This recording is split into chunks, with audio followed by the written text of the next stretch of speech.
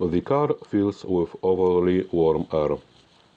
Her stomach is so full from Julia's Christmas dinner that she has to flip the seat back to make herself more comfortable. Jack has on the cream-colored sweater that she knit for him their first winter together, the one with the mistakes in the back only she can see. He wears the sweater loyally each Thanksgiving and Christmas when they make the trip from Santa Fe. He has let his hair grow out some, and it curls slightly just behind his ears. He has on sunglasses, which he almost always wears, except on the greyest of days. "You're good at this," she says. "Good at what?" "Surprises." Once there was a sudden trip to Mexico. Another time, during a Christmas visit, he took her to the Ritz for the weekend when she thought they were driving into Boston to see an orthopedist for his back. Today, after the metal at Julia's, he said only that he wanted to take a drive to pick up her Christmas present. Just the two of them. Julia would stay with Mattie, who at 4 would not be separated from her new toys.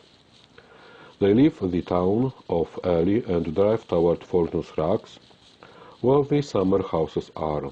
As a girl, on her walks from the village to the beach, she used to imagine that these houses, which sit empty 10 months of the year, had character and personality.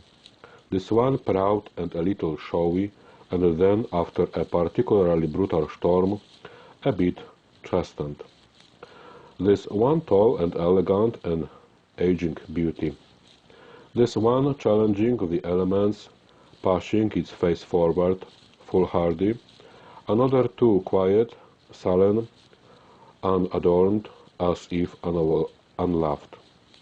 Yet another separated from the others, self-contained, unruffled by the crush of summer people or the long, lonely nights of winter. "I can't imagine what this present is," Catherine says. "You see." In the car, she allows herself to close her eyes. It seems she dozes only a minute, but when she wakes, it is with a start. The car is in a driveway, a familiar driveway. "You're feeling nostalgic?" she asks. "Something like that," he says. She peers through the windshield at the house. It is, she thinks, as she has so often thought before, the most beautiful house she has ever seen. Sided with white clapboards, the house is 2 stories high, with a generous wrap-around porch. The shutters are a dusty blue, the muted opaque of the ocean on a hazy day. The upper story is cedar shingle as long watered, and it curves shallowly, as though someone had shaved a slice out. Perhaps it is a mansard roof. She has never been exactly sure. There are dormers in that upper story, evenly spaced, that seem to suggest comfortably sleeping bodies behind them. She thinks of old hotels, old oceanfront hotels. Wordlessly, Jack gets out of the car and climbs the steps to the porch, and she follows him. The woven rockers and the white floorboards have weathered to an ageless gray patina. She stands at the railing, looking across the lawn and down to the shoreline, where the water ebbs and flows over the rocks so that it seems it is the light itself that gathers and spills, and then falls back into the sea. In the distance, there is a haze on the ocean, a fresh, clean haze that comes only on fine days. She cannot precisely see the islands. They are there, then not, and then they seem to hover above the water. To one side of the lawn lies a meadow, To the other, orchards of dwarf pear and peach. By the porch is an overgrown flower garden oddly planted in the shape of an arched window, an oblong with a fan attached. In the arch is a white marble bench, now covered with vines. A sudden east wind rises and blows across the porch, bringing with it a faintly damp chill, as it almost always does. In a minute, she knows, there will be white caps on the water. She hunches her shoulders inside her coat.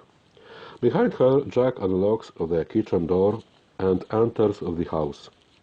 "Jack, what are you doing?" she asks. Bewildered, she follows him through the kitchen and into the front room, a long space that runs the width of the ocean side of the house, a lovely room with 6 pairs of tall floor-to-ceiling windows.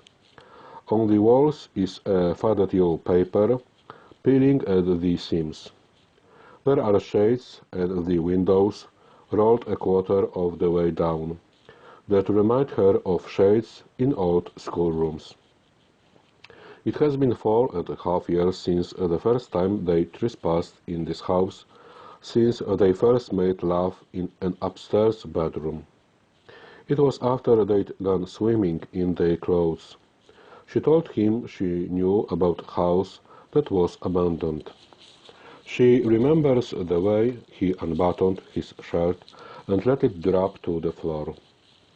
How different he looked without his shirt.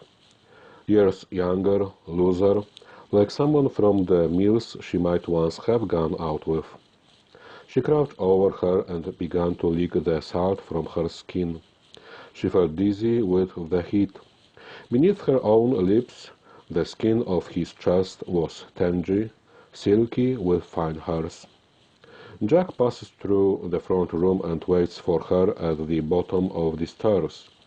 The house is still unoccupied, has been for decades. It was once a convent and then it belonged to a family from Boston who used it as a summer house. It has been for sale for years, and she wonders why the house never sells. Perhaps it is the dormitory effect of the many bedrooms, the single bathroom at the end of the hall. He holds out his hand. She decides as she climbs these steps with him that he means to give her the present in the room where they once made love. So she is not surprised when they enter a room with walls of bright lime green. In the corner, David is covered with a flower print spread, but the most striking item in the room is a red chair, a simple kitchen chair that has been painted with a fire engine red lacquer. The chair shines in the sunlight. The red chair against the lime green against the blue of the ocean through the window, and she wonders, as she has wondered before, in what flight of whimsy the painter chose such startling colors. "They got a call from Vision," he says at once. "Vision?" "A startup airline, British and American, jointly owned. Fast growing out of Logan. In a few years I could get an international route." He smiles, the triumphant and complex smile of a man who has planned a surprise and pulled it off. She puts a foot forward, about to go to him. "And if you like this house, we're going to buy it." The sentence stops her. She puts her hand to her chest. "You've been here?" she asks. He nods. "With Julia." "Julia knows about this?" Catherine asks, incredulously. "We wanted to surprise you. The house is a wreck. It needs work." "Well, obviously. When did you come here with her?" 2 weeks ago. I had a layover in Portsmouth." Catherine tries to remember. She sees the days of December as blacks on the pages of a calendar. Each trip seems to blend into the next. She cannot precisely remember any of them. Julia knew about this? She asked again. They've accepted our offer, Jack says. Our offer? She feels slow and doltish. The surprises are piling up before she can sort them out. Wait here, he says. Shaken, she crosses the room and sits on the red chair.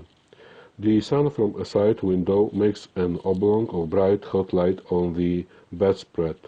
She wants to crawl into the light to warm her hands and feet. How could he, she wonders, about such an important matter? This isn't simply hiding a box in a bureau. There were other people involved, real estate agents and Julia. Is Julia capable of keeping such a secret? Perhaps for a surprise Catherine answers herself, and Jack is good at secrets. She shakes her head. She cannot conceive of making an offer on a house without Jack. When he returns, he has a bottle of champagne and 2 glasses in his hands. She recognizes the glasses from Julia's cupboard. I love it that you're here, he says. I love seeing you here. She watches as he pops the cork. She thinks, but this is what Jack does best, isn't it? He makes things happen. She wants to feel happy. In a minute, when she has digested the news, she thinks she will feel happy. You'll commute to Boston? She asks. I've timed it. 50 minutes. My God, she thinks. He's been here and he's timed it already. He pours the champagne into the 2 glasses and hands her one of them. Together they drink. Her hand is trembling, which she knows he sees. He pats his glass down then and comes toward her. He makes her stand up and turns her so that they are both looking out the window. He speaks quietly into her ear. We'll have our own home now, he says. You'll be on the water. You've always wanted to be. Matty will go to school here. You'll get a teaching job when you finish your degree. Julia is excited that we, will be near her. Catherine nods slowly. He lifts the hair off her neck and runs his tongue along the top of her spine and into her hairline. She shivers with the sensation, as she is meant to do, and sets her champagne upon the windowsill. She leans forward and braces herself against the frame of the window. In the glass, she can see a faint reflection of the two of them. I wish you'd eat something. Across the table, Robert Hart was finishing the last of a bowl of chili. I can't, she said. She studied his empty bowl. But you were hungry. He nudged the bowl to one side. It was late, and Catherine had no clear idea what time it was. Upstairs, Mattie and Julia were still asleep. In front of Catherine, in addition to the chili, there was a loaf of garlic bread and a salad and a cup of lukewarm tea. Earlier she had made an effort to dip the bread into the chili and taste it, but her throat had refused to swallow. She had on clean clothes, jeans and a navy sweater, rag socks, a pair of leather boots. Her hair was still wet. She knew her eyes and nose and mouth were swollen. She thought she had probably cried more on the floor of the bathroom than at any other time during the day. Possibly her life. She felt drained, emptied, simply from the crying. I'm sorry, he said. For what? She asked. For eating? He shrugged. For all of it. Your job is unimaginable, she said suddenly. Why do you do it? He seemed startled by the question. Do you mind if I smoke? He asked. I could go outside if you'd rather. Jack had hated smokers, couldn't tolerate being in a room with them. It's 15 degrees out there, she said. Of course you can smoke in here. She watched as he turned and reached into his jacket on the back of the chair for a pack of cigarettes. He sat with his elbows on the table, his hands folded under his chin. The smoke curled in front of his face. He gestured with his cigarette. "AA," he said. She nodded. "Why do I do it?" he asked, clearing his throat nervously. "For the money, I suppose." "I don't believe you," she said. "Truthfully?" "Truthfully." "I suppose I'm drawn to moments of intensity," he said, "in the range of human experience." She was silent, aware for the first time that there was music in the background. Art Tatum. While she had been in the shower, Robert must have put on a CD. "That's fair," she said. "I like watching people mend," he added. "Do they? Mend?" she asked. "Given enough time, the women usually do. Unfortunately—" He stopped. "I'm sorry," he said. "I'm sick of people saying they're sorry. Really, I am. Children don't heal as well," he said slowly. "They say that children are resilient, but they are not. They change. They mutate with disasters and make accommodations. I hardly ever see grief-stricken men because not too many women are pilots. And when I do see men, they are fathers, and they are angry, which is another story." "I'll bet they are angry," Catherine said. She thought of Jack as a father and how insane with rage and grief he'd have been if it had been Mattie on the plane. Jack and Mattie had been close. With Jack there had seldom been any of the whining and bristling that had sometimes characterized Mattie's exchanges with Catherine. For Jack, the givens, the parameters had been different right from the beginning.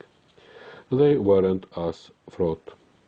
Soon after the three of them had moved to Ellie, when Mattie was in kindergarten, Jack had hired her as his assistant while he worked on the house, painting, scraping, fixing broken windows.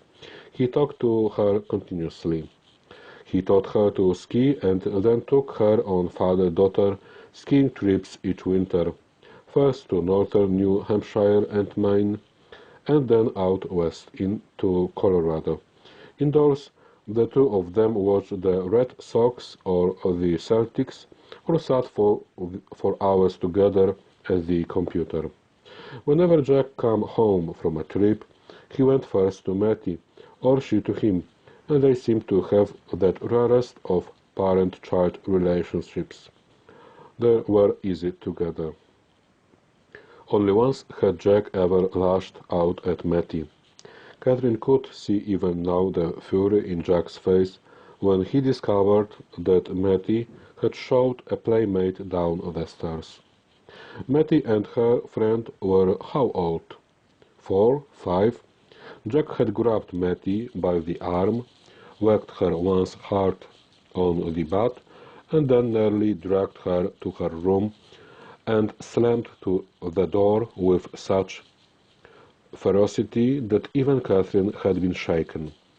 His actions were so instinctive, so swift, that Catherine imagined that he had himself been punished that way as a child, and that he had, for one brief moment, lost his usual control. Later, she tried to talk to him about the incident, but Jack, whose face still bore a deep, rosy flush, would not discuss it except to say that he didn't know what had come over him. "You specialize in this," Catherine said to Robert. He glanced over at the counter, searching for something that might function as an ashtray. She took the white saucer from under her teacup and slid it across the pine table. He propped the cigarette on the saucer and began to pick up his dishes. "Not really," he said.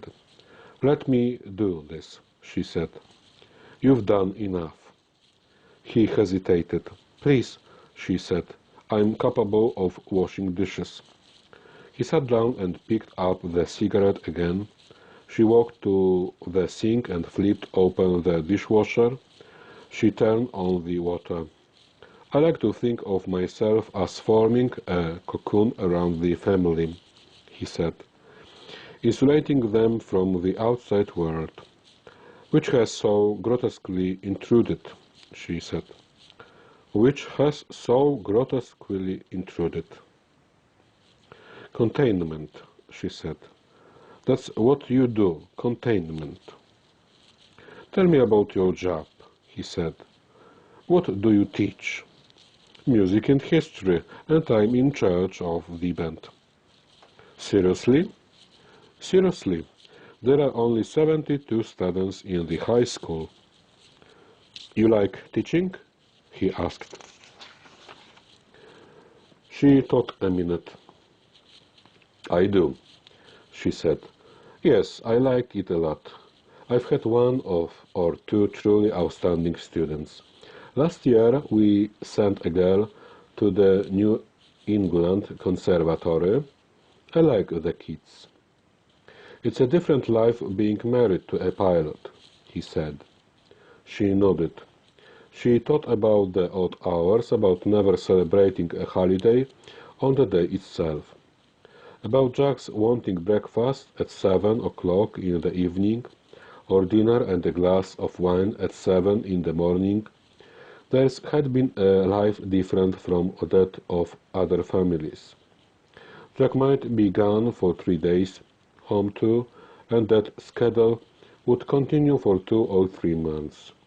And then the next month he might have 4 days off, 6 days on, and Mattie and Catherine would adjust to that rhythm. They didn't live by routine as other families did, they lived in segments. Bits of time when Jack was home, longer bits of time when Jack was gone. And when he was gone, the house would seem to deflate a bit, settle quietly, eat on itself. And no matter how much attention Catherine paid to Mattie, or how much they enjoyed each other's company, it always seemed to Catherine that they were suspended, waiting for real life to begin again, for Jack to walk back in the door. Catherine wondered, as she sat across from Robert, whether she would feel like that now, suspended in time, waiting for Jack to once again walk in the door. "How often did he commute?" Robert asked. "From here? About 6 times a month." "Not too bad. It's what, 15 minutes?" "Yes. Do you have a suitcase packed in your office?" she asked. "Packed and ready?" He hesitated. "A small one," he said. "You're going to the inn tonight?" "Yes, but I could sleep here on the sofa if you'd rather." "No, I'll be fine. I've got Julia and Mattie. Tell me another story," she said. "How do you mean?" She put the last dish in the dishwasher and closed it. She dried her hands on a towel, threaded it through the drawer pull. "About what it's like when you get to the house." He scratched the back of his neck. He was not tall, but he gave the impression of height, even when sitting down. She imagined him as a runner. "Catherine, this is... Tell me." "No." "It helps." "No, it doesn't." How would you know? She asked sharply. Are we all the same, the wives? Do we all react the same? She could hear the anger in her voice, and anger that had been there sporadically throughout the day. Bubbles of anger rising to the surface of a liquid and then popping. She sat down again at the table across from him. Of course not, he said. What if it isn't true? She asked. What if you got the news and told the wife and found out later it wasn't true? That doesn't happen. Why not? I spent a fair amount of time standing at the end of driveways with a cell phone in my hand, waiting for absolute confirmation. You may find this hard to believe, but I don't ever want to tell a woman her husband has died if in fact he has not. I'm sorry. I thought that was banned. She smiled. Do you mind these questions? She asked. I'm concerned about why you are asking them, but no, I don't mind. Then let me ask you this. What are you afraid I say to the press? He loosened his tie and buttoned the top button of his shirt. A pilot's wife is naturally very distraught. If she says something and the press is there to hear it, it goes on the record. A new widow, for example, might say that her husband had been complaining about the mechanics recently. Or she might blurt out, I knew this would happen. He said the airline was cutting corners on crew training. Well, wouldn't that be okay? If it was true? People say things when they distraught they wouldn't say later. Things they sometimes don't mean at all, but if it becomes part of the record, there's no backing away from it. How old are you? She asked. 38. Jack was 49. I know. While you are waiting, you know for a crash, what do you do? I wouldn't put it exactly like that, he said, shifting in his chair. I don't wait around for a crash. I have other responsibilities. Such as, I study the crash investigations pretty closely. I do a lot of follow-up with the pilots' families. How old is this house? You're changing the subject. Yes, I am. It was built in 1905 as a convent originally, a kind of retreat. It's beautiful. Thank you. It needs work. It always needs work. It falls down faster than we can repair it. She heard of the we. There was never anything not to love about the house, which seemed constantly to change depending on the light, the seasons, the color of the water, the temperature of the air. Even its eccentricities, Catherine had come to appreciate: the sloping floors in the bedrooms, the shallow closets that had been designed for nuns' habits, the windows with the old-fashioned storms that had to be painstakingly put up each fall and taken off each spring.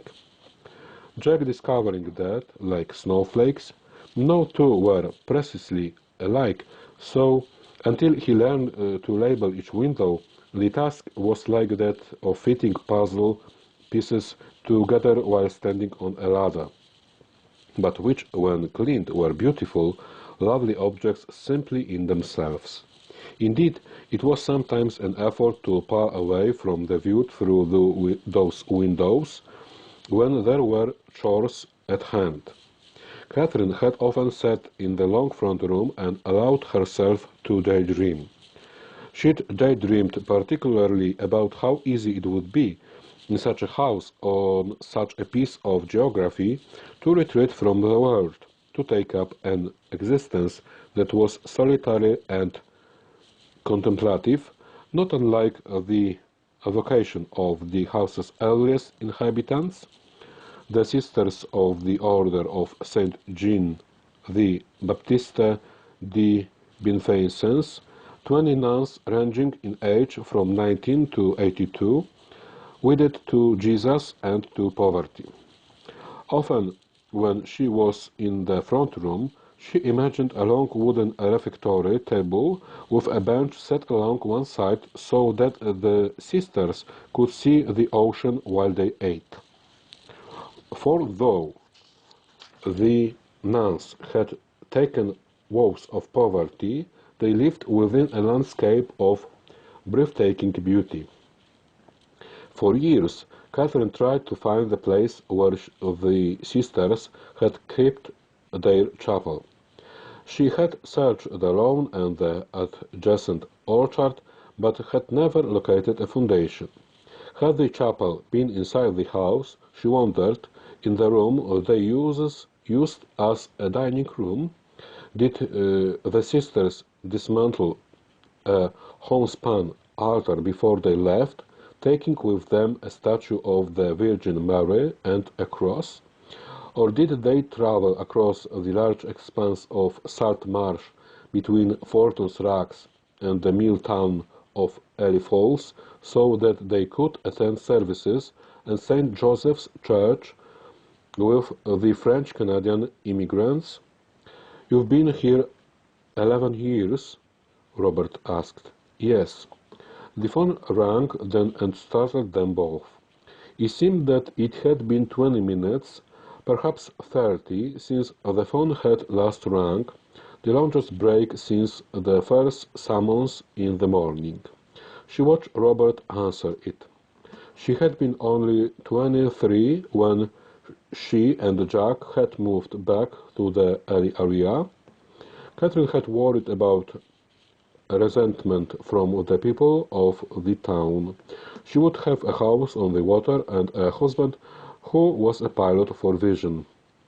She would no longer be living in Ely proper, but rather at Fortune's Rocks, an ephemeral transit world of summer people who, for all their patronizing of her grandmother's shop and all their inevitably condescending curiosity about the small town, with its quirky charm, remained essentially animals. Sleek, tanned bodies with seemingly inexhaustible reserves of ready cash. Although Martha, who owned Ingerbreston's, the only grocery store at Fortune's Rocks, could tell more than a few cautionary tales of men in khaki shorts and white t-shirts who charged up enormous sums for vodka, lobsters, potato sticks, and Martha's homemade chocolate confetkake, and then vanished into bankruptcy proceedings, their only legacy a for sale sign stuck in the sand in front of a 400,000 beach house. But the local reserves of goodwill toward Julia Hall had been deep and had spilled over onto Jack and Catherine. She thought about the way Jack and she had merged into the life of Ellie, had shepherded Mattie through the schools. Jack's job had taken him away from the town, but still he had managed to play tennis in a town league with Hugh Rennie, the vice principal of the middle school, and Arthur Caller, who ran the mobile station at the end of the village. Surprisingly, considering how easily Mattie had been conceived, Jack and Catherine seemed not to be able to have other children. They had told themselves that they were happy enough with Mattie to forego the extraordinary measures it might take to conceive again. Catherine watched Robert at the phone. He turned once quickly and glanced at her, then turned back again. No comment, he said. "I don't think so." No comment. No comment. He hung up the phone and stood looking at the cabinet above it.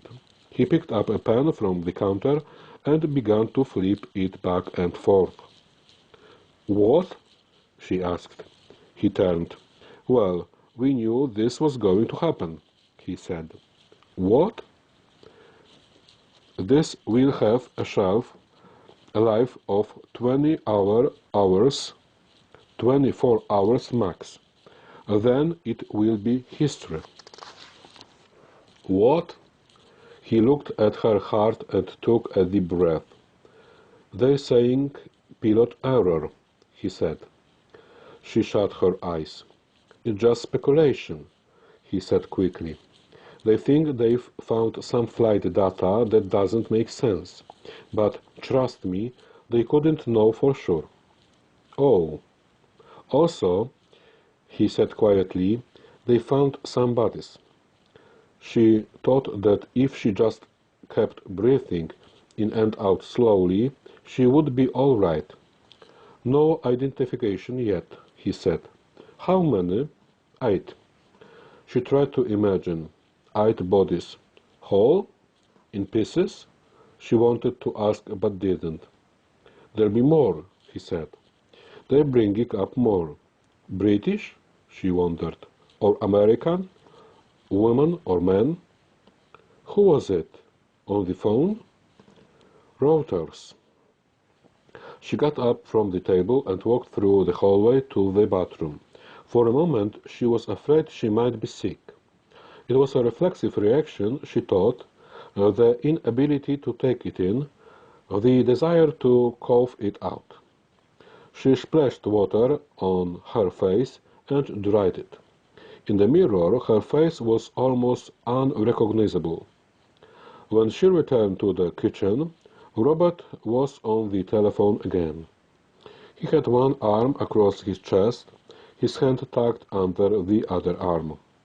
He was speaking quietly, answering yes and okay, watching her as she walked into the room. Later, he sat and hung up. There was a long silence. "How many of them are pilot error?" she asked. 70%. "What error? What happens?"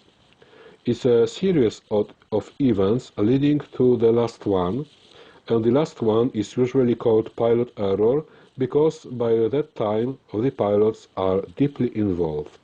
"I see. May I ask you something?" "Yes." "Was Jack—" He hesitated. "Was Jack what?" she asked. "Was Jack agitated or depressed?" Robert paused. "You mean recently?" she asked. "I know it's an awful question," he said, "but you're going to have to answer it sooner or later. If there was something, if there's anything you know or you can remember, it would be better if you and I talked about it first." She considered the question.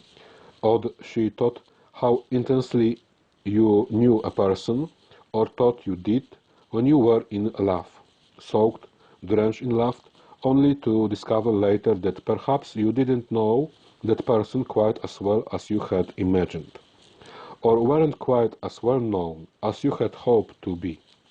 In the beginning, a lover drank in every word and gesture and then tried to hold on to that intensity for as long as possible.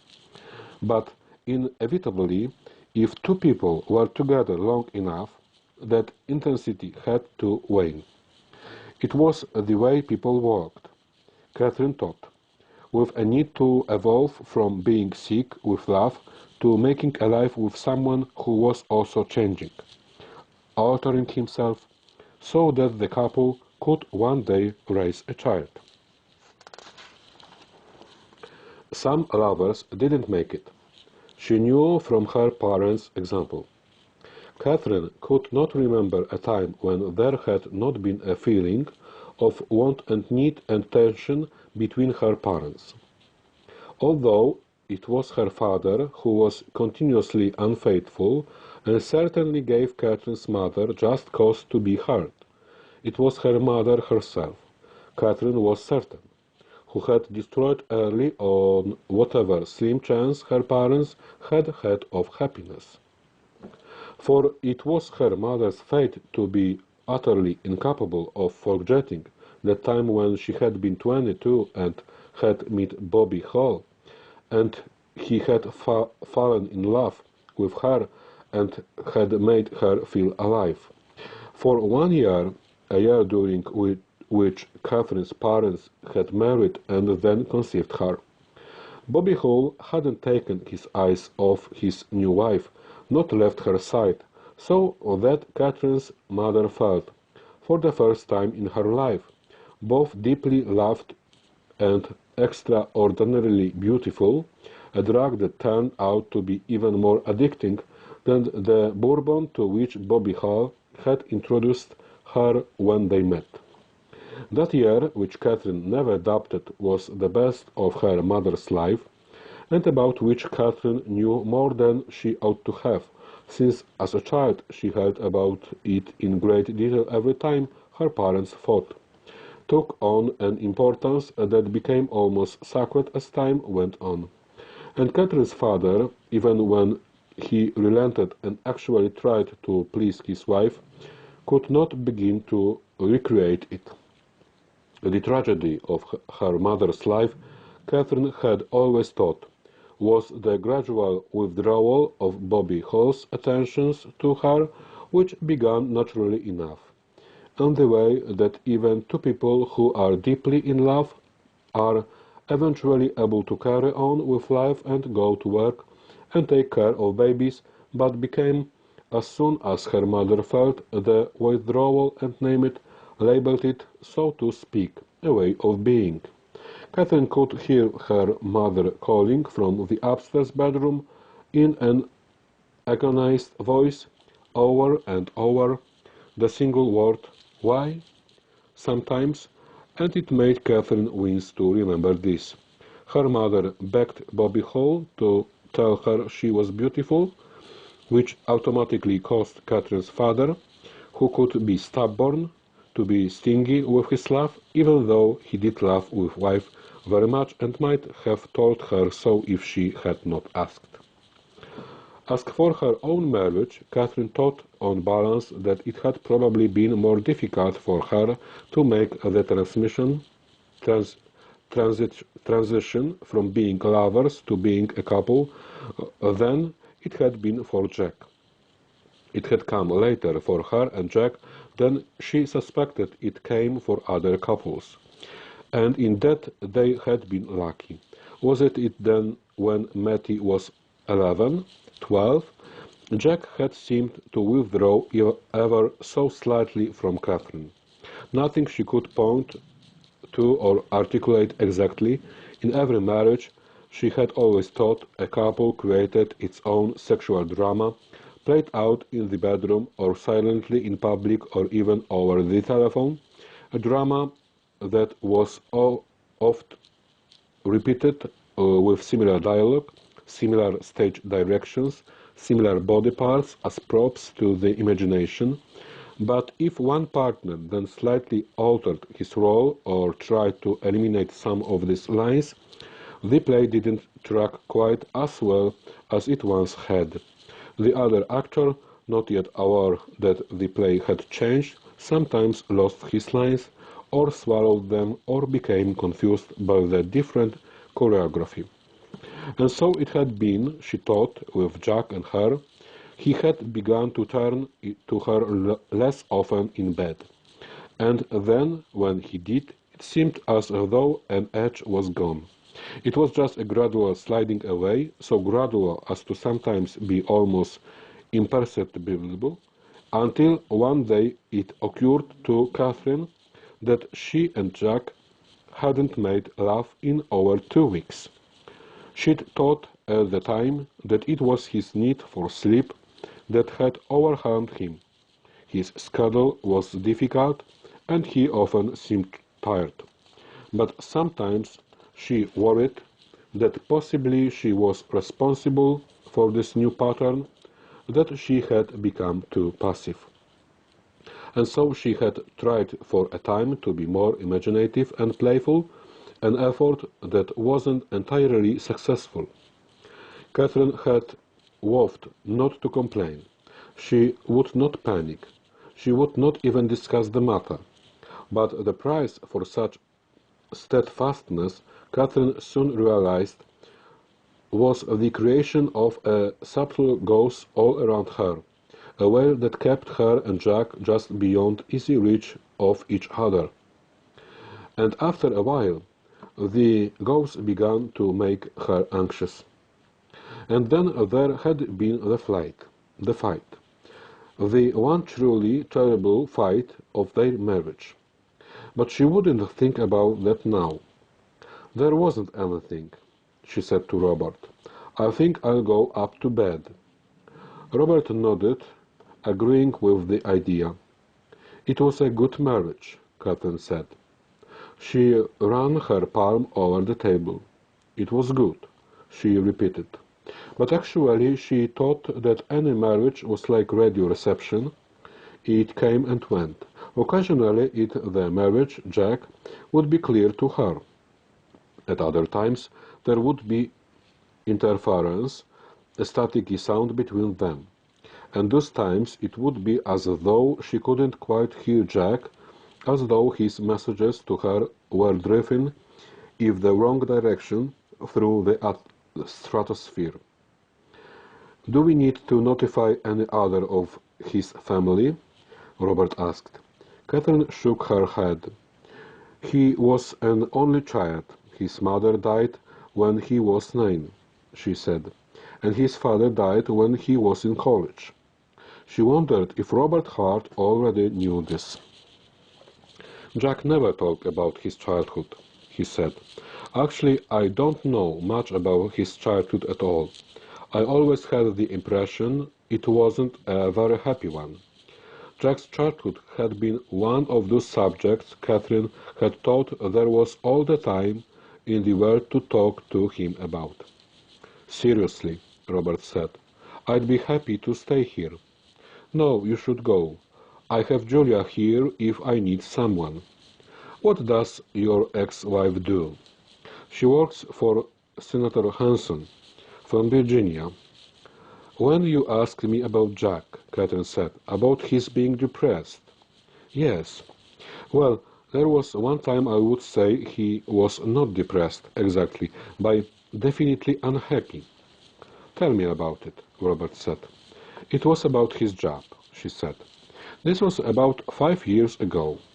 He became bored with the airline. Nearly for a short time, terribly bored. He began to fantasize about quitting, giving it up for another job. Aerobatics, he said.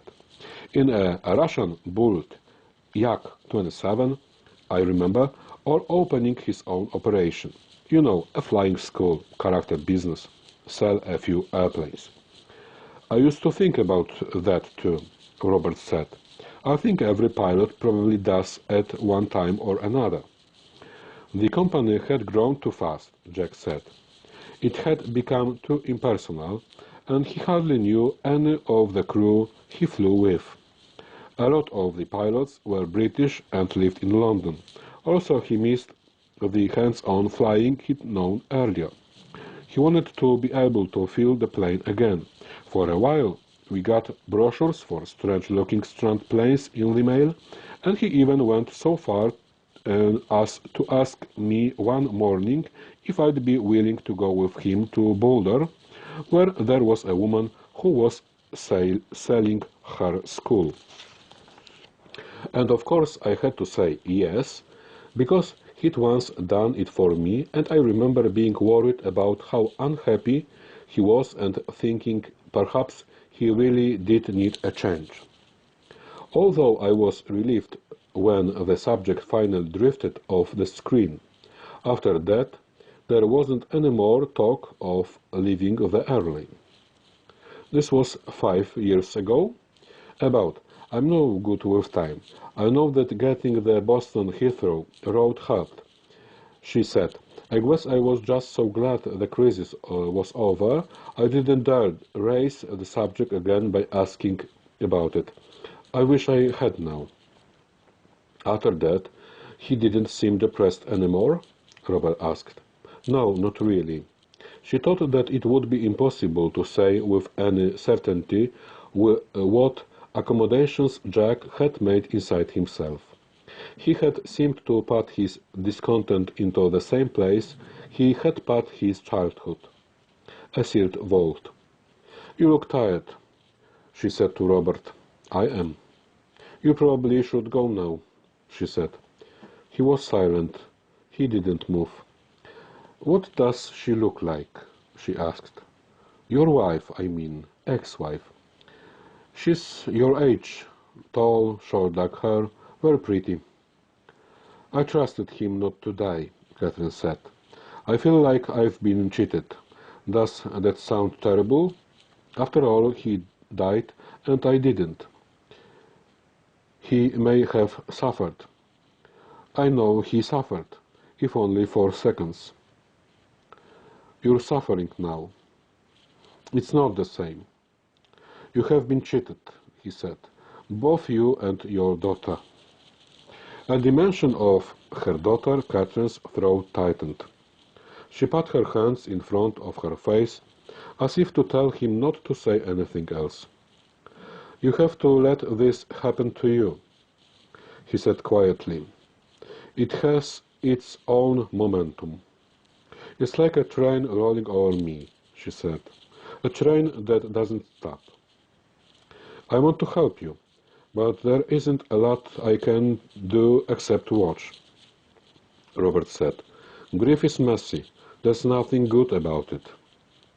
She put her head down on the table and shut her eyes. "We have to have a funeral, don't we?" she asked. "We can talk about that tomorrow." "But what if there's nobody?" "What religion are you?" he asked. "I'm nothing. I used to be Methodist.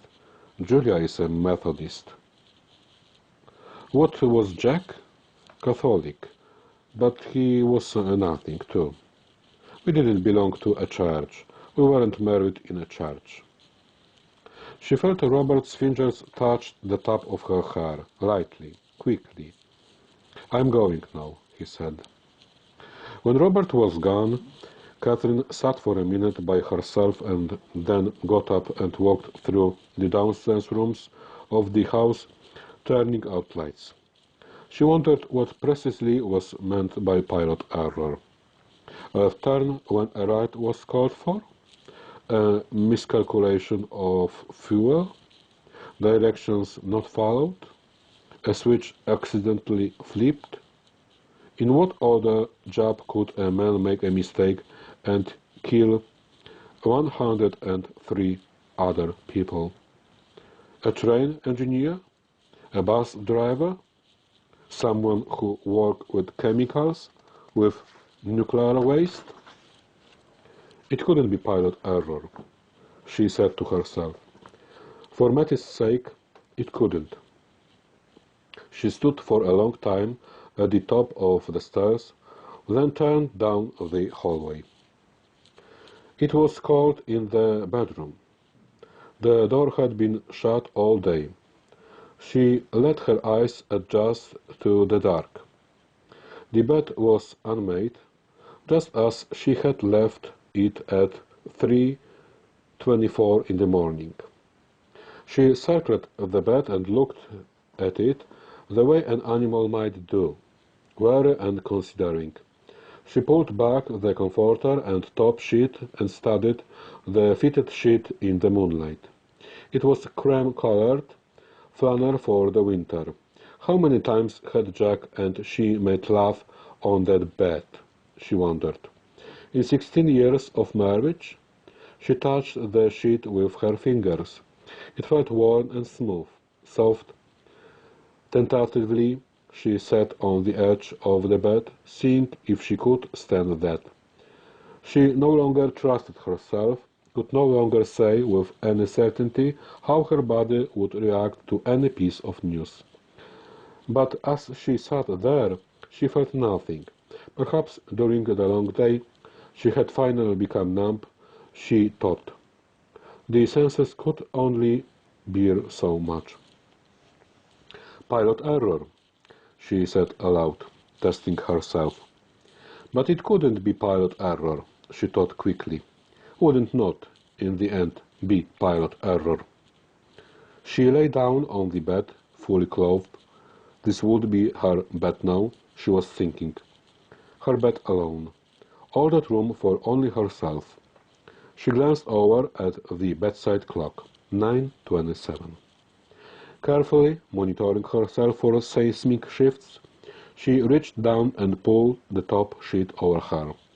She imagined she could smell Jack in the flannel.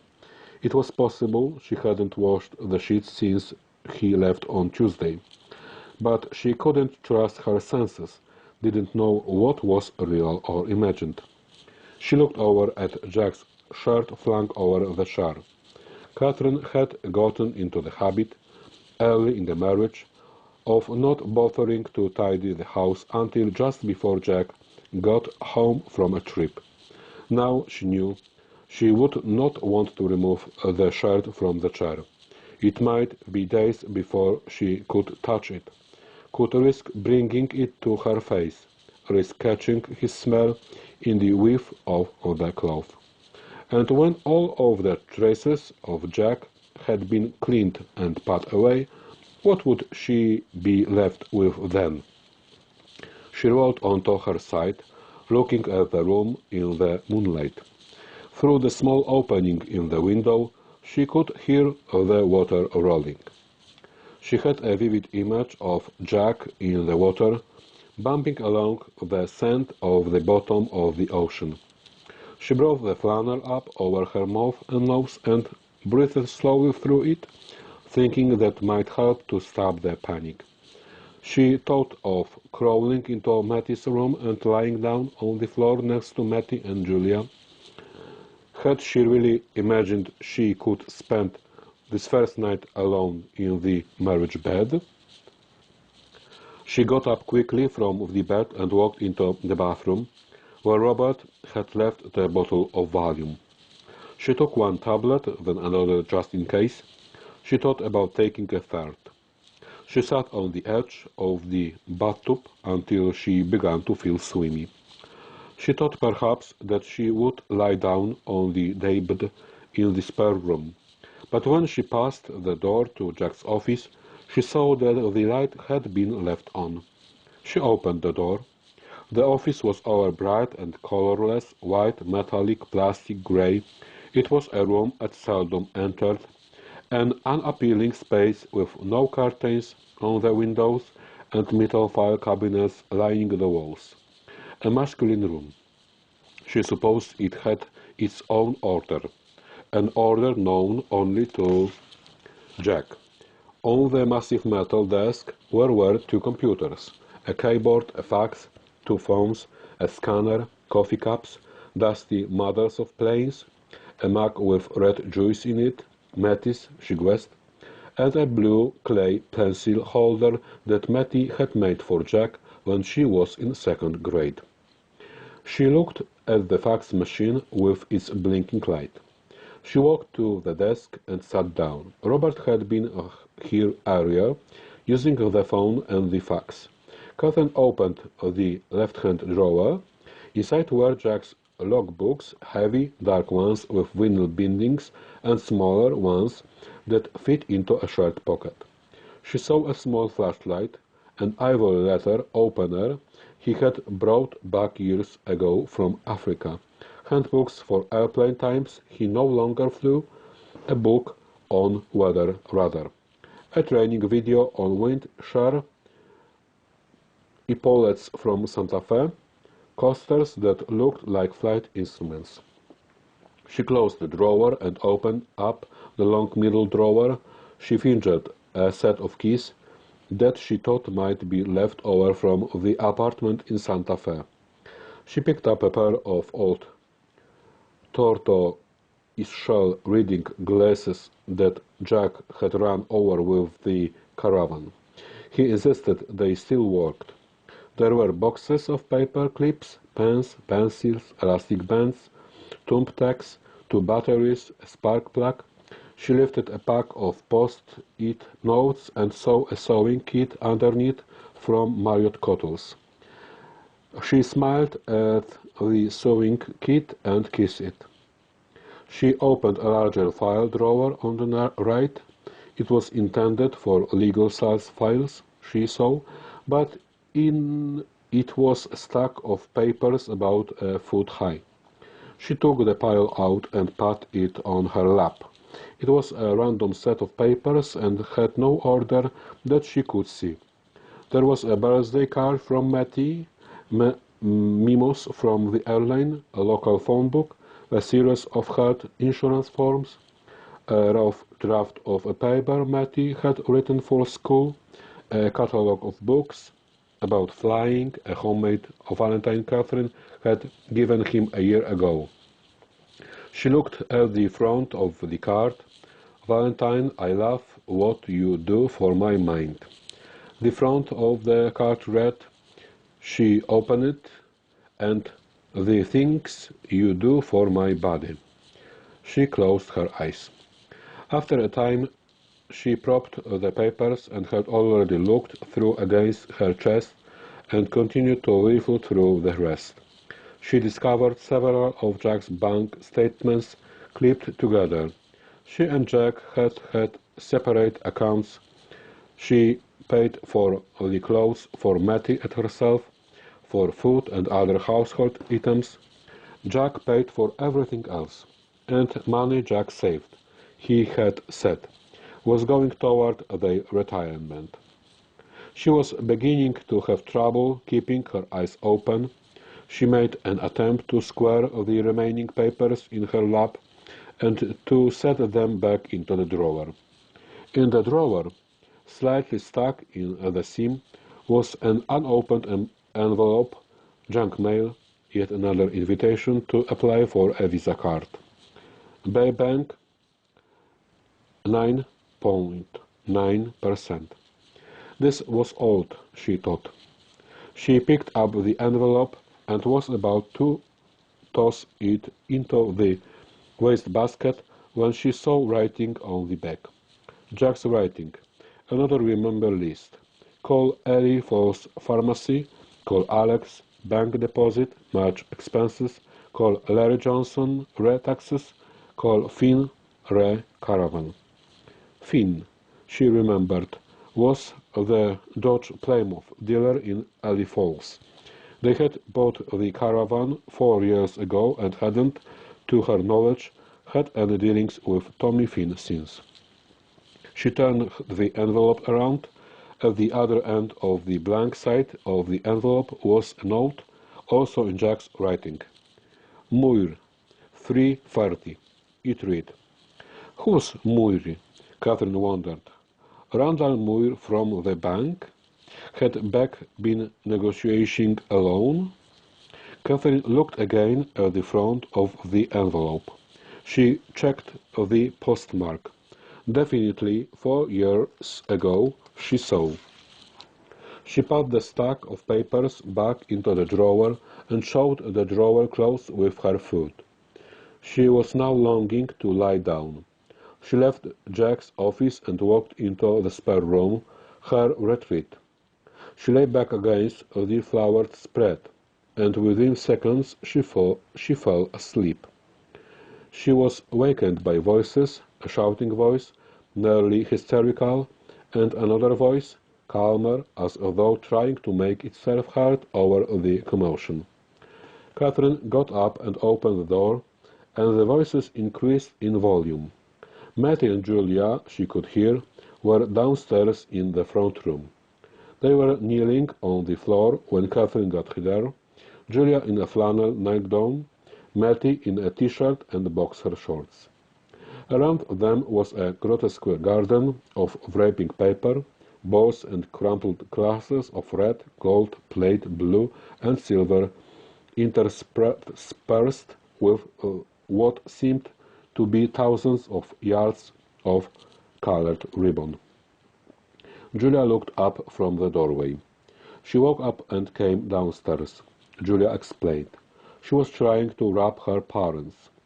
Mattie lowered herself to the floor and lay on the carpet in a fetal curl. Catherine lay down next to her daughter. "I can't stand it, Mum," Mattie said. "Everywhere I look, he's there.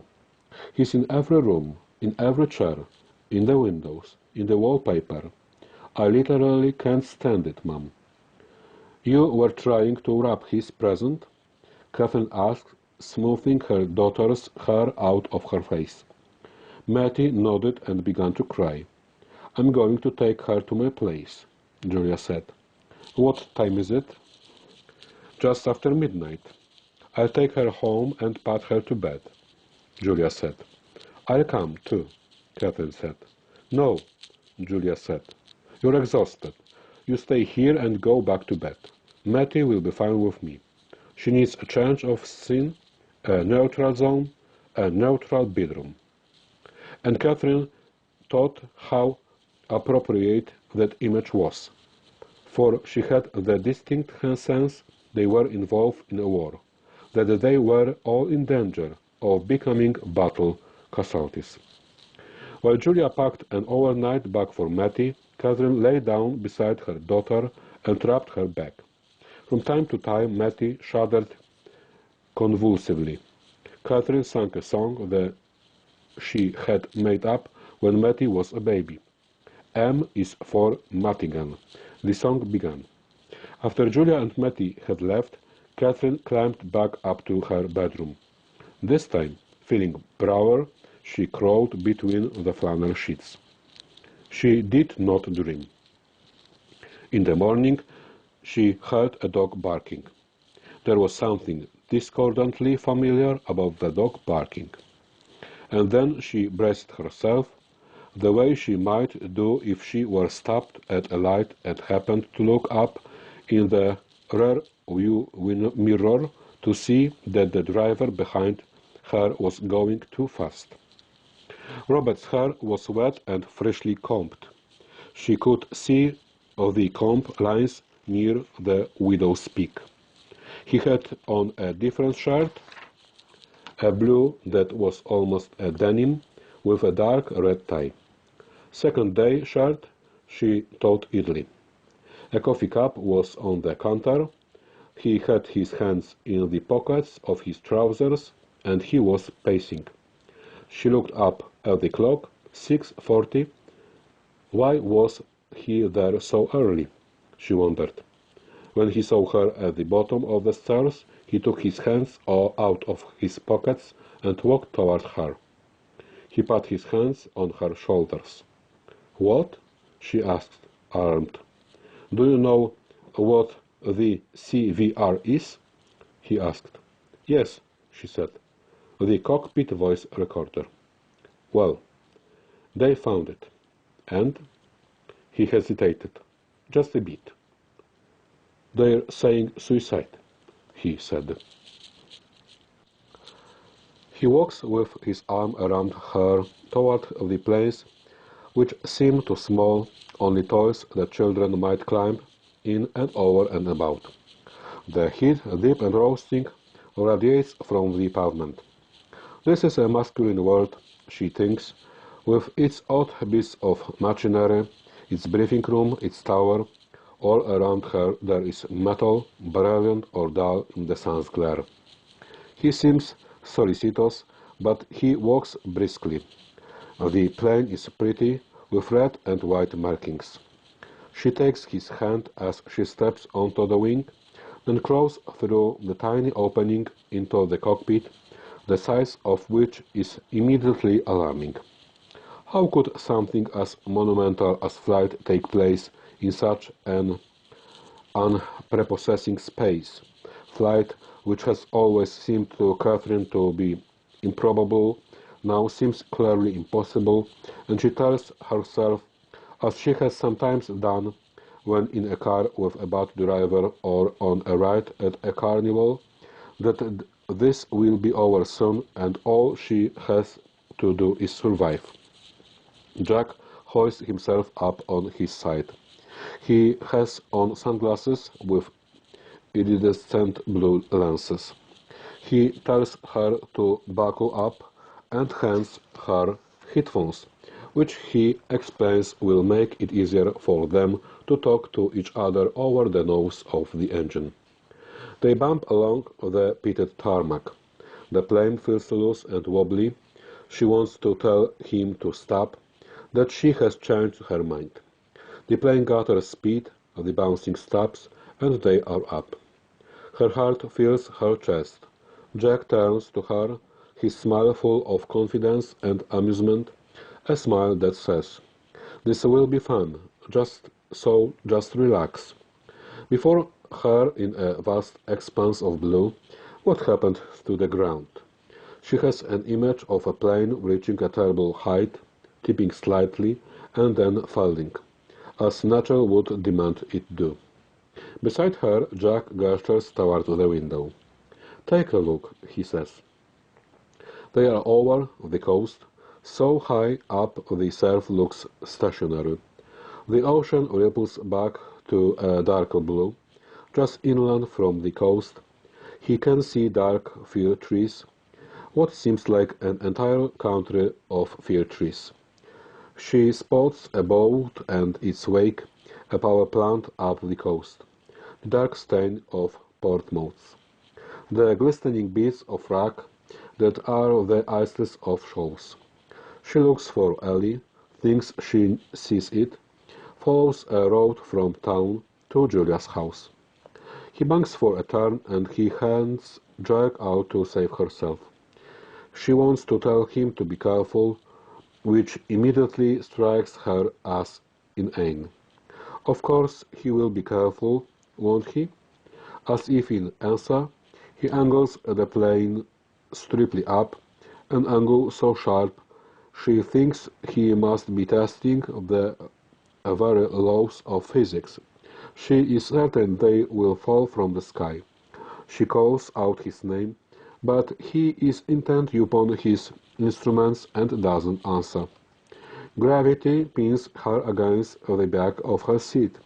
They climb into a long high loop, and for a second, at its apex, they are motionless, upside down, a speck suspended over the Atlantic. The plane dives then into a run out the other side of the loop. She screams and grabs for whatever she can reach. Jack glances over at her once quickly and pats the plane nearly vertical to the ground. She watches Jack at the controls, his calm movements, the concentration of his face. It amazes her that a man can make a plane do tricks with gravity, with physics, with fate. And then the world is silent. As if surprise itself, the plane begins to fall.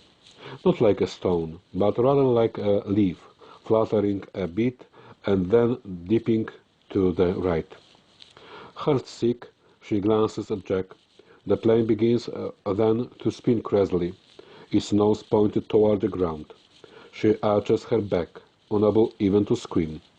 When he pulls out of the spin, they are not 100 feet from the water. She can see whitecaps, the twitching of a slightly agitated sea. Astonishing herself, she begins to cry. "Are you okay?" he asks quickly, seeing the tears. He puts his hand on her thigh. He shakes his head. "I never should have done that," he says. "I'm so sorry. I thought you would enjoy it." She turns to look at him. She covers his hand with her own and takes a deep, shuddering breath. "That was thrilling," she says. And she means it. It was frigid in the car. Catherine was barely able to hold on to the steering wheel, having left the house in a rush and forgotten her gloves. How cold was it out, she wondered. 15, 20? Below a certain point, she thought, it didn't seem to matter much. She felt the strain in her shoulders as she hunched forward, trying not to touch anything, not even the seat back, until the heat kicked in. In the wake of Robert's news, which he insisted Catherine must absolutely refuse to credit, she had wanted only to be with Mattie. As Catherine stood at the bottom of the stairs, looking at Robert's face, the desire for her daughter had overwhelmed her, filling her up as quickly as water rushing into a jar. Still in the clothes she had slept in, she had brushed past Robert and nearly simultaneously slipped her arms into her parka, stepped into her boots, and unhooked the keys by the back door.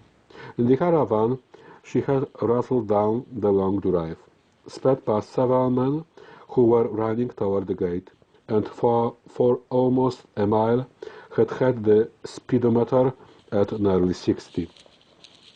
And then she'd skid badly in a turn and come to rest on a sandy shoulder on the road from Fortune's Rocks into Ely.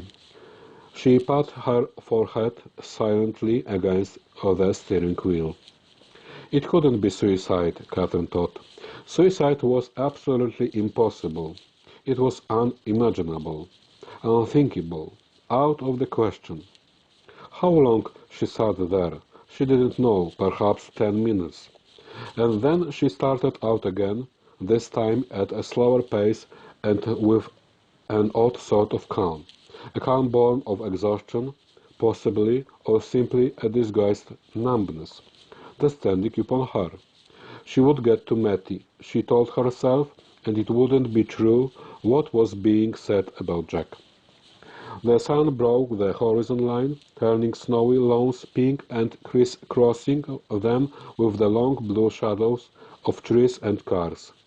The town was still, though occasionally Catherine could see exhaust rising in billows from cars left running in the driveways so that the owners could defrost the windshields and bear to sit on the upholstery.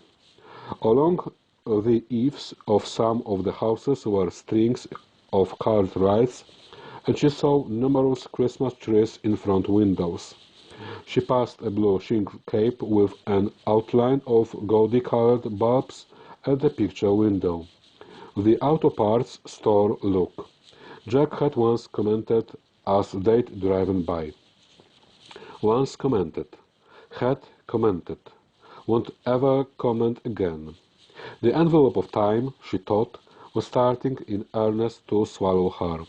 But they wondered if she hadn't already adjusted, however slightly, to the concept of Jack's absence. The thought of his death, coming randomly on the tail of another thought, a memory of him, an image, didn't rack her quite as violently as it had done the day before. How quickly the mind accommodated itself, she thought, even in such tiny increments. Perhaps it was that after a series of shocks, the body acclimated itself like being inoculated, each subsequent shock delivering less impact. Or possibly this momentarily benumbed state was only a lull, a kiss fire. How would she know? There had never been a rehearsal for any of this. I drove through the center of Ely, the light just beginning to flood the storefronts now, the earth having made its incremental journey eastward just enough to show the tone of Ely to the sun. She passed the hardware store and Bigman's, a 5 and 10-cent store that had survived the mall on Route 24, although its shelves were often dusty and thinly stacked. She passed an empty building that had once been a yarn and fabric shop that sold mill ends when the Ely Falls mill had been in business. She passed the Bobbin, the only place in town where one could get a drink or a sandwich. The Bobbin was open, 3 cars parked outside. She glanced at the dashboard clock, 7:05. In 10 minutes, Janet Riley, a reading specialist for the middle school, and Jimmy Hirsch, an agent for MetLife, would be there having a bagel with cream cheese and an egg sandwich respectively. It was true, Catherine thought, that you could set your watch by the habits of certain townspeople, and then you could check your watch regularly throughout the day by other villagers and their absolute insistence on routine. Catherine, for one, understood routine, which in Julia's house had been a necessary hedge against chaos. And of course, Jack had understood routine, particularly in a job that required a man to become a machine that would behave in precisely a certain way each time a particular set of circumstances came into play. Oddly, though, he was impatient with routine once out of the plane. He preferred to think of possibilities and be ready for them. Of the two of them, he was always the more likely to say, "Let's go into Portsmouth for lunch," or "Let's take Mattie out of the school and go skiing." Catherine passed the high school, which lay just at the edge of the town center. She'd been working there now for 7 years, having finished her degree when she moved back to Ely.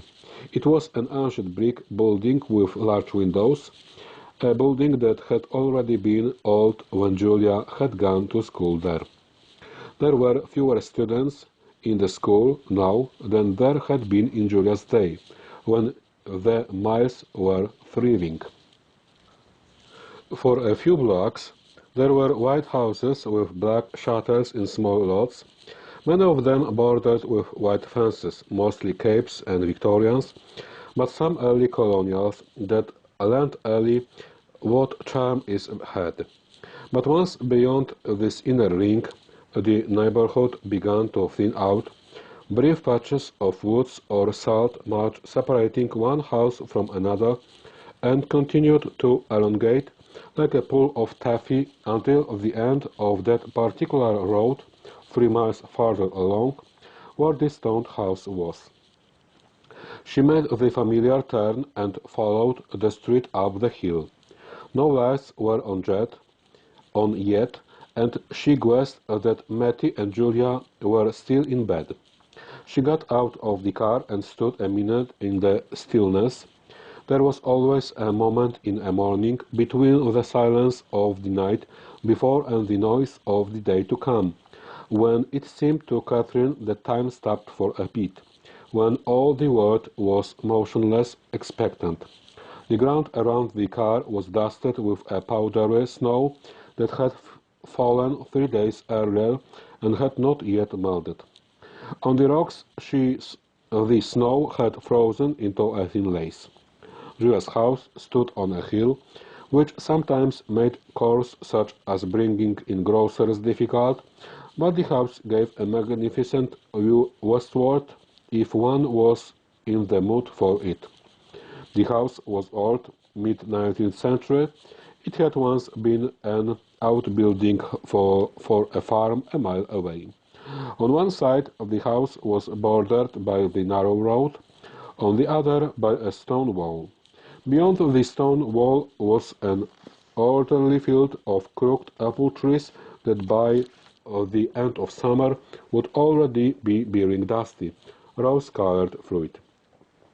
She shut the car door, walked up the front path, and let herself in. Julia had never locked her door, not when Catherine was growing up, and not even now, when others did.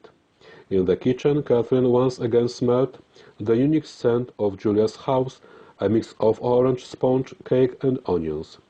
Catherine took off her parka and laid it over a chair in the living room. The house was cramped, but stood 3 stories tall. When Catherine's parents died, Julia had encouraged Catherine to take over their bedroom on the top floor. After some hesitation, Catherine had put her books there and a desk that looked out through the single window. On the middle floor were 2 tiny bedrooms, one of which was Julia's, and on the ground floor of the house were the living room and kitchen. In the living room was Julia's furniture from her marriage, a faded brown velvet sofa, 2 soft chairs that needed rope holstering, a rack, a side table, and the grand piano that took up nearly all the remaining space. Holding onto the banister, Catherine climbed the narrow stairway to her old room, now her daughter's, when Mattie slept over, which was often. Catherine walked to the window and drew the drapes a crack so that she could see her in the bed. Mattie slept, as she nearly always did, huddled into herself, her stuffed tiger having fallen onto the floor. Catherine could hardly see her daughter's face. It was bent into the covers, but it was enough to see her hair spread out behind her, to see the shape of her delicate body beneath the blankets. Quietly, Catherine moved to a chair opposite the bed so that she could keep watch over Mattie. Catherine didn't want to wake her just yet, was not ready for the way the knowledge of the day before would hit Mattie afresh, just as it had hit her earlier in the morning. But when it did happen, Catherine wanted to be there. Mattie lifted her head off the pillow, turned, and rolled over. The sun was fully up now, the light threading itself around the curtains and making a slit of bright color along the left side of the double bed. It was the same mahogany bed Catherine's parents had slept in, and she sometimes wondered if couples had made love more often in the old days than they did now, simply because the beds had been narrower. Mattie stirred dreamily, as though snuggling it for another hour or so. Catherine got up from her chair, picked up the stuffed tiger, and placed it near Mattie's head. For a moment, Catherine could feel her daughter's warm breath on her fingers. Then, perhaps sensing her mother's presence, Mattie stiffened. Impulsively, Catherine lay down beside her, folding for arms around her. She held her daughter tightly, heard a quick snort of breath. "I'm right here," Catherine said. Mattie was silent. Catherine relaxed her grip and began to smooth the top of her daughter's hair. It was thick with an unbrushed curl, the way it always was first thing in the morning. Mattie had inherited the color from Jack, the color of her hair from Catherine. From her father, Mattie had also inherited the two-color blue eyes, which until recently had pleased her no end. She thought that bearing a mark different from others made her special in some way. But with the onset of serious middle adolescence, when any characteristic that deviated even slightly from her friends was cause for severe anguish, she had begun wearing a single contact lens to even out the hues. Of course, she didn't wear it to bed. There was a movement of the sheet, as though someone were tugging at it. Gently, Catherine lowered the covers from Mattie's face. Her daughter's mouth was stuffed with cloth, the white sheet bunched between her teeth. "Mattie, please, you'll choke." Mattie's jaws clamped down more tightly on the cloth. Catherine pulled gently at the material, but Mattie would not ease up. Catherine could hear her daughter breathing hard through her nose. There were tiny tears at Mattie's lids, ready to pop and spill if she blinked. She looked at Catherine with a mixture of pleading and anger. Catherine could see the muscles of her daughter's face tighten and loosen. Slowly, Catherine began once more to pull at the sheet. Mattie suddenly opened her mouth and yanked the sheet out herself. "This sucks," she said when she could breathe. Mattie was in the shower. Julia, who was wearing a short, red-plaid bathrobe over a nightgown that predated the Carter administration, was at the stove. It was Julia's belief that being tired of an article of clothing wasn't good enough reason to buy a new one.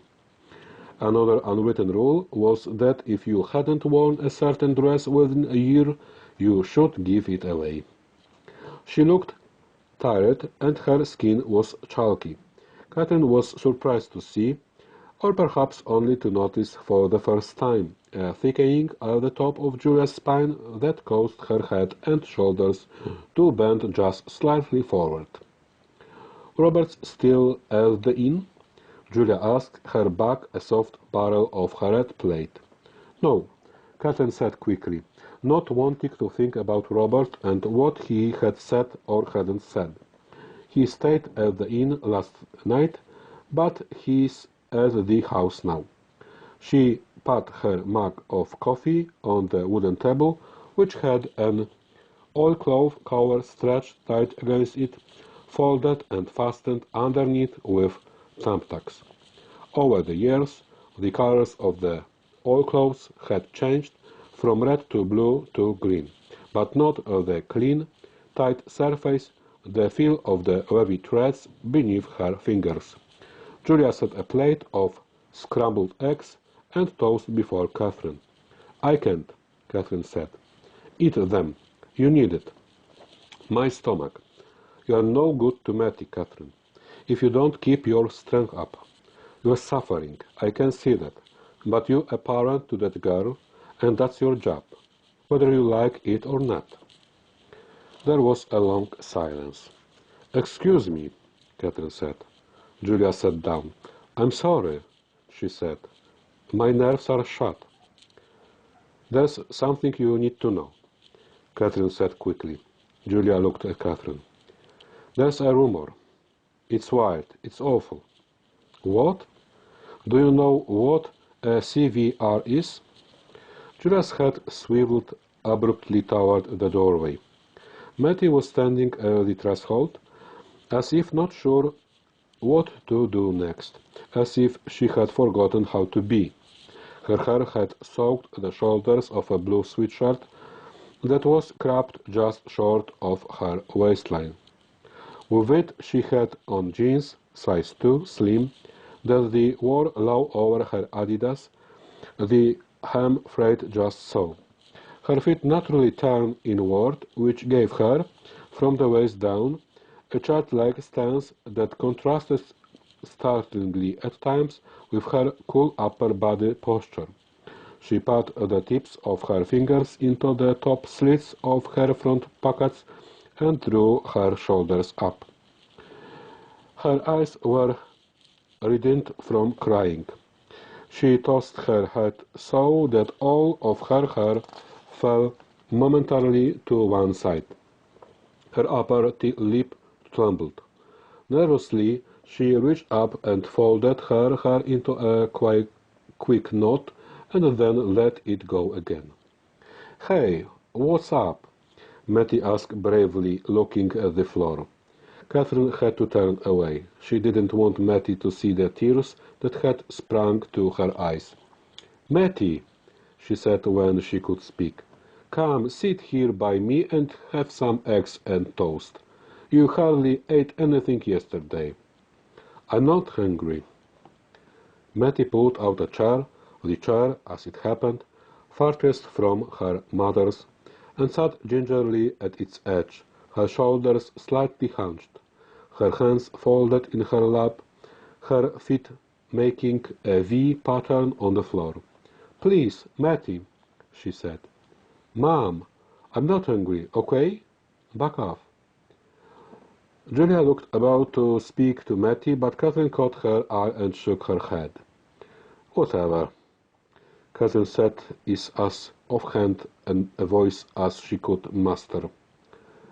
"Well, maybe toast," Mattie conceded. Julia fixed Mattie a plate of toast and a cup of tea. Mattie tore minute pieces of the toast crust off, pieces only as big as white bread communion offerings, and chewed each slowly and unenthusiastically until she had made the toast crustles, at which point she sat it down. "Am I going to go to school?" Mattie asked. "Not till after vacation," Catherine said. Mattie's face was pale drawn, the skin gone a grainy white, as though she were operating on only half power. Between her eyes and on the edge of her nostrils were tiny little pimples of bits of reddened skin. She sat hunched over the now unframed toast, pondering the unappetizing cold square on the plate. "Let's go for a walk," Catherine said. Mattie shrugged, the one-shoulder shrug more dismissive than the two-shoulder shrug. On the kitchen door, up behind Mattie, was a quilted Christmas tree that had been bought at a church Christmas fair years ago and was taken out of its box in the attic each year in early December. Julia didn't put a lot of decorations up, but she was resolutely faithful. Whatever had been out the year before came out again. Christmas, a subject Catherine didn't want to think about, hovered at the edge of her brain, like a dull headache. She stood up. "Put your jacket on," she said to Mattie. The cold cleared her head, made her body want to move faster. Beyond the stone house, the road became a dirt path and wound up Alley Mountain. It was a modest slope, a graceful landscape of dark pines, abandoned apple orchards, and fields of blueberry bushes. In the late 1980s, a developer had thought to build a set of luxury condos near the summit, and had even cleared a portion of the land and dug a foundation.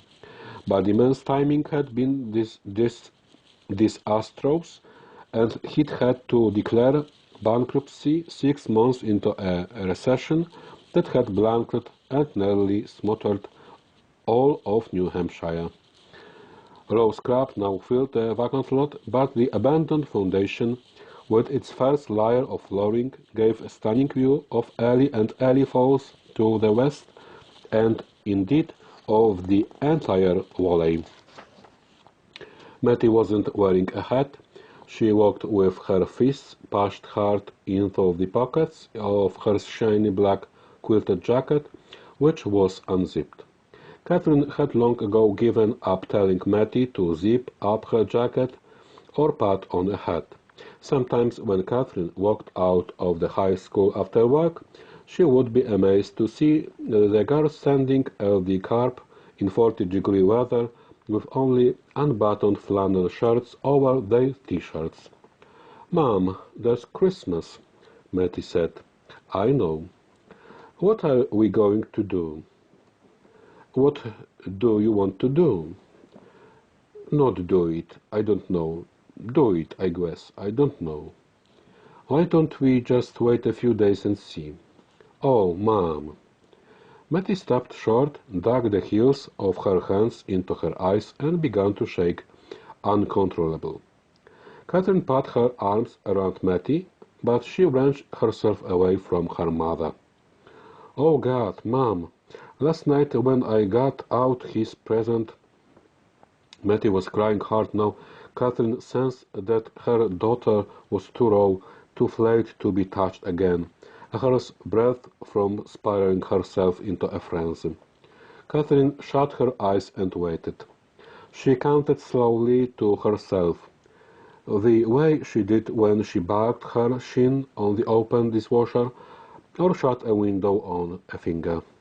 1, 2, 3, 4. 1, 2, 3, 4. When Catherine heard the crying subside a bit, she opened her eyes. She nudged her daughter forward like a sheepdog might a sheep or a cow. Mattie was too dazed to resist. Catherine handed Mattie a Kleenex and waited for the girl to blow her nose. "I got him a CD," Mattie said. "Stone Temple Pilots. He said he wanted it." The leaves and frozen snow made a complicated matting at the sides of the dirt path. The ground was hard with rats. "Mom, let's not do it at home, okay? I don't think I could stand it if we did it at home." "We'll do Christmas and Julia's," Catherine said. "Are we going to have a funeral?" Catherine tried to keep pace with Mattie, who was walking fast, her questions like puffs of steam escaping from her mouth. Catherine thought that Mattie had probably been asking herself these questions all night and now finally had the courage to voice them. But Catherine didn't know how to answer the last question. If you didn't have a body, could you have a funeral, or was it called a memorial service? And if you had a memorial service, was it best to have it right away, or wait a bit? And what happened if you had a memorial service and then, a week later, the body was found? I don't know, Catherine said truthfully. I need to talk to... She almost said Robert, but caught herself in time. Julia, Catherine said, although surprisingly it was Robert Catherine wanted to ask. Do I have to go? Mattie asked. Catherine thought a minute. Yes, you should, she said. It's hard, I know, it's awful, Mattie, but they say it's better to experience the funeral of a loved one than not. It's a kind of closure. You're old enough to do that now. If you were younger, I'd say no. I don't want to close anything, Mom. I can do that. I have to keep it open as long as I can. Catherine knew precisely what her daughter meant. Yet Catherine also felt she should to do for Mattie what Julia had done for her. When were you supposed to stop being a rational parent? Catherine wondered, and admit to being just as bewildered as your child? He's not coming back, Mattie. Mattie took her hands out of her pockets, folded her arms across her chest, and made her hands into fists. How do you know that, Mom? How can you be so absolutely sure? Robert Hart said there was no survivors, that no one could have survived the explosion. What's he know? It wasn't a question. They walked in silence for a distance. Mattie began swinging her arms hard, increasing her speed. Catherine tried for a minute to keep up with her and then realized she wasn't supposed to. That was the point. Catherine watched Mattie walk faster and faster until the girl broke into a run and turned a corner so that she could no longer be seen. Catherine had no idea how they would all survive Christmas, only 7 days away. An accident had occurred that had thrown the universe off kilter, so that they were spinning in a Virgin orbit now, one adjacent to, but different from, that of others around them. Catherine found Mattie sitting on the cement wall of the low foundation, breathing hard, the way she did after a field hockey game. She looked up at her mother. I'm sorry, Mom. Catherine gazed out at the view, that at least was still the same.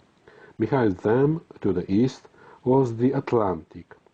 If they were to walk farther up the hill to its actual summit, they would be able to see the ocean, almost certainly smell it.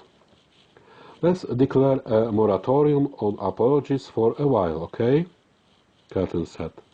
We'll be all right, won't we, Mom? Catherine sat down beside her daughter, put her arm around her. Mattie laid her head on Catherine's shoulder.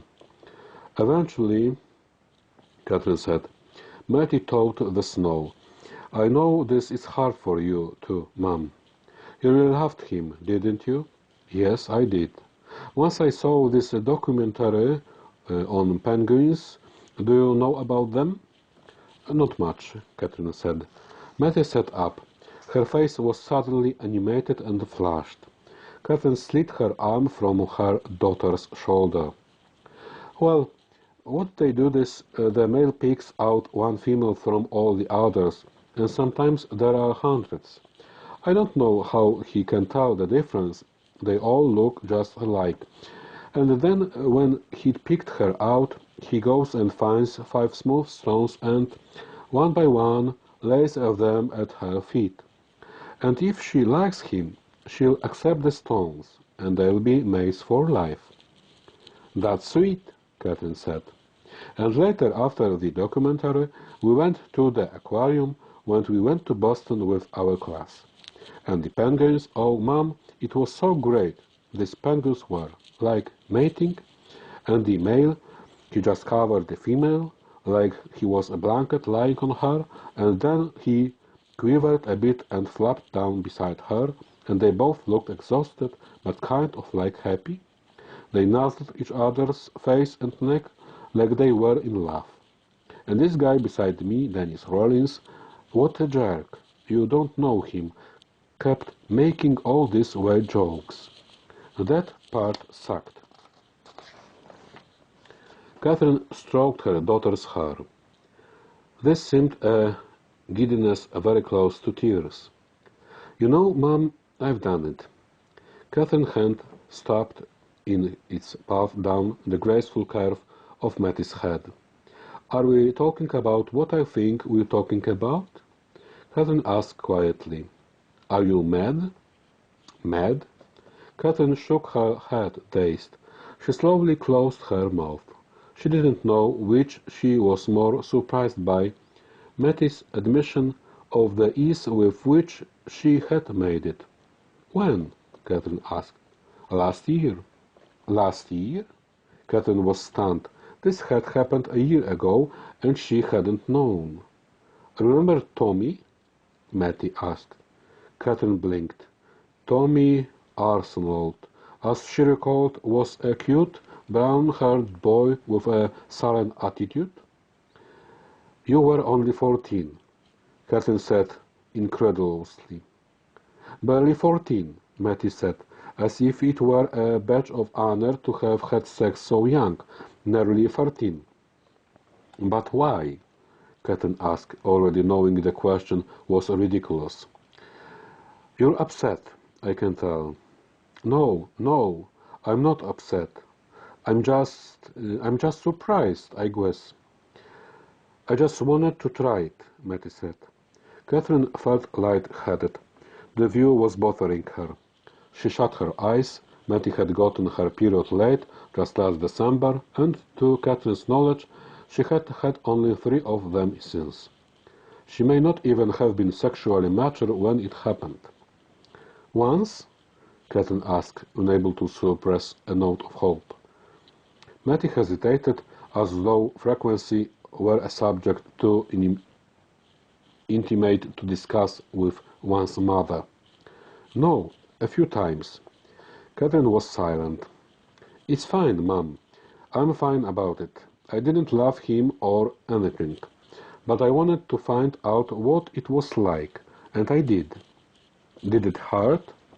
At first, but then I like it. And you were careful? Of course, Mum. What do you think I'm going to take chances? As if the sex itself weren't chance enough. I don't know what to think. Matty tied her hair into a knot at the nape of her neck. What about Jason? Catherine asked, referring to her current boyfriend. Of all of Matty's friends, Jason, a tall blonde boy who was addicted to basketball, was the only one who had been brave enough to call yesterday to see if Matty was all right. No, we don't. He's kind of religious. He says he can't. Which is fine with me. I'm not putting any pressure on him or anything. Good. Catherine managed to say. For all of Matty's girlhood, Catherine had imagined this moment, had hoped, as mothers do, that her daughter would discover sex in combination with love. What dialogue had she written in her mind for the event? Certainly not this. Matty gave her a hug. Poor Mom, she said. Her tone was mocking but affectionate. Did you know, Catherine asked, that in the 70s in Norway, any woman who was discovered to have had premarital sex was beheaded, her head put on a pike, and her body buried at the site of the beheading? Mattie looked at the mother the way Catherine imagined she might do if Catherine had just had a stroke. "Mom, just a bit of historical detail," Catherine said. "I'm glad you told me. I wanted to before, but I thought—" Mattie bit her lip hard. "Well, I thought you'd be upset, and I know you'd probably have to tell Daddy." Her voice quavered at the mention of her father. "You sure you're not mad?" Mattie asked again. "Mad? No. Mad has nothing to do with it. It's just that it's just an important part of life, Mattie. It does mean something. It is special. I do believe this." Catherine could hear the platitudes. Was sex special? Did it mean something? Or was it just a natural act, performed billions of times a day all over the world in a dizzying number of ways, some of them monstrous? She didn't know what she thought on the subject, and she wondered how often it was that parents were trapped into pronouncing sentiments they did not actually believe. "I know that now," Mattie said. "I just had to get it out of the way." She took Catherine's hand.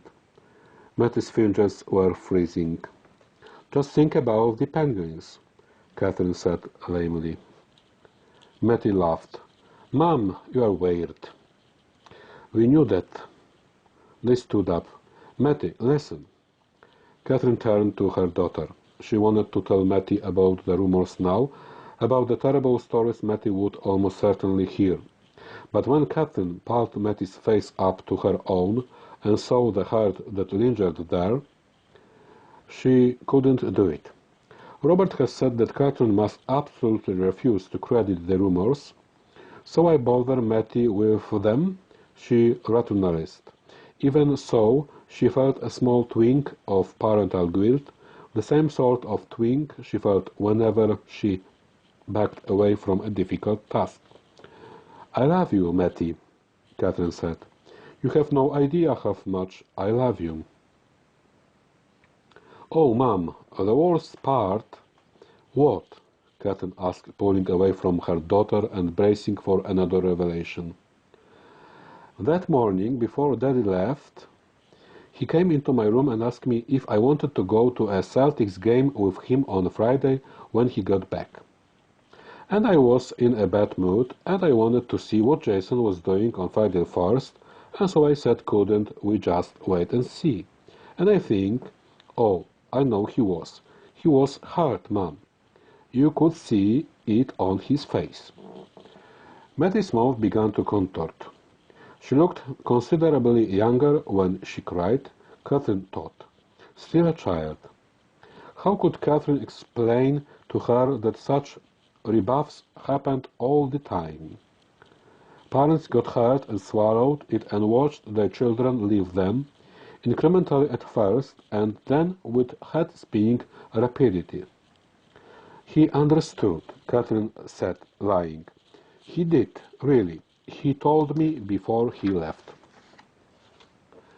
"He did?" He made a joke about how he was second string now, but really he was fine about it. When he jokes about something, it means he's okay. "Really?" "Yes, really." Catherine nodded her head vigorously, willing her daughter to believe her. Mattie sniffed, whipped her upper lip with the back of her hand. "You have another Kleenex?" she asked. Catherine gave her one.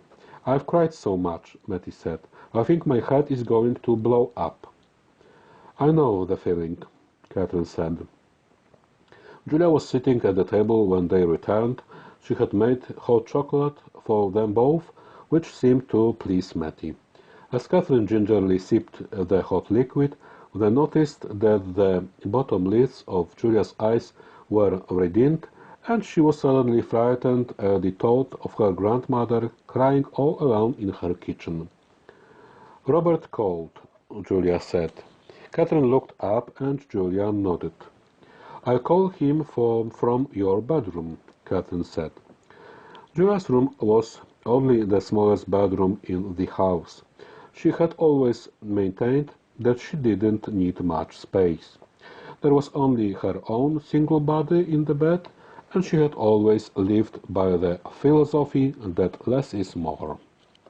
But it was not without charm, a kind of feminine charm that Catherine associated with women of that generation. Long plaited chintz drapes, an upholstered chair in a peach silk stripe, a pink chenille bedspread, and an item Catherine hardly ever saw anymore, a dressing table with a skirt. Catherine had often tried to imagine Julia at that table as a young woman, fixing her long dark hair, perhaps with thoughts of her husband and of the evening to come. The phone was on the dressing table. A voice Catherine did not recognize answered on the first ring. "May I speak to Robert Hart?" she asked. "Who's calling?" "Catherine Lyons." "Just a minute," the voice said. She could hear other voices in the background, male voices. She pictured her kitchen filled with men in suits. "Catherine, what is it? Are you all right?" "I'm okay. I told your grandmother. I thought you might have. I'm coming to get you." "That's ridiculous. I have a car." "Leave it there." "Why? What's happening?" "I need directions." "Robert, there are people here who want to ask you some questions. I think you and I should talk first. Also, you don't want them at Julia's house. Not with your daughter there." "Robert, you are scaring me." "It's okay. I'll be right here with you." Catherine gave him the directions. "Robert, what questions?" There was a short silence at the other end of the line. It seemed to her that the silence was absolute, that all the voices in her distant kitchen were suddenly quiet. "I'll be there in 5 minutes," he said. Maddie was blowing on her hot chocolate when Catherine walked back into the kitchen. "I have to go," Catherine said. "There are some people at the house I need to talk to. From the airline." "Okay," Mattie said. "I'll call you," Catherine said, bending to kiss her daughter. Catherine stood in her parka at the bottom of the drive. She had her hands in her pockets, her collar up, a bright, hard, dry cold without wind had settled in for the day. Normally this was her favorite kind of weather. She saw the car in the distance, a grey shape moving rapidly along the road from town. Robert pulled up quickly, leaned over and opened the door. She sat facing him with her back pressed against the door handle. In the harsh sunlight, she could see the smallest details of Robert's face. The faintly bluish outline where a beard might have grown if he hadn't shaved, the white ghost of skin below his sideburns, where the hair was cut shorter than an old tan line, the undershadow of his jaw. He patted the car in park and turned toward her, laying his arm like a bridge between the two front seats. "What?" she asked. "There are 2 investigators from the safety board who want to talk to you." "In my house?" "Yes. Do I have to answer their questions?" He looked away toward the stone house and then back again. He scratched his upper lip with his thumbnail. "Yes," he said carefully. "If you're well enough, you could always be not well enough, I suppose." She nodded slowly. "I can't protect you from the crash investigation itself, or from legal proceedings." "Legal proceedings?" "In the event. I thought he did was just a wild rumor." "It is, at the moment." "Why? What do you know? What is on the tape?" He taped the bottom of the steering wheel with the fingers of his free hand. A steady rhythm, thinking. A British technician with the British equivalent of our safety board, who was in the room when the tape was first played, called a woman he's involved with who works at a BBC affiliate in Birmingham. He apparently made statements about the tape. I don't know for certain what his motivation was in revealing this, or hers, but we can speculate. CNN is reporting what the BBC has reported. So at best, this is fourth hand. But it might be true. It might be true. Catherine shifted in her seat, swinging her knee up so that she was not so twisted in the waist. She crossed her arms over her chest. Robert removed a sheet of shiny white paper from his shirt pocket. He handed for her the facts. This is exactly how the bulletin was read over CNN, he said. The facts was hard to read. The square letters, some with wavery steams, swam before her. She tried to focus on a sentence to begin from the top. CNN has just learned that a source close to the investigation of Vision Flight 384 is reporting that the CVR, that's the cockpit voice recorder, may, and we stress may, reveal an altercation between Captain Jack Lyons and 11-year veteran with Vision and British flight engineer Trevor Sullivan just moments before the explosion of the T-900. According to as-yet unconfirmed statements, a malfunctioning headset caused Sullivan to reach into Captain Jack Lyons' flight back 58 minutes into the flight.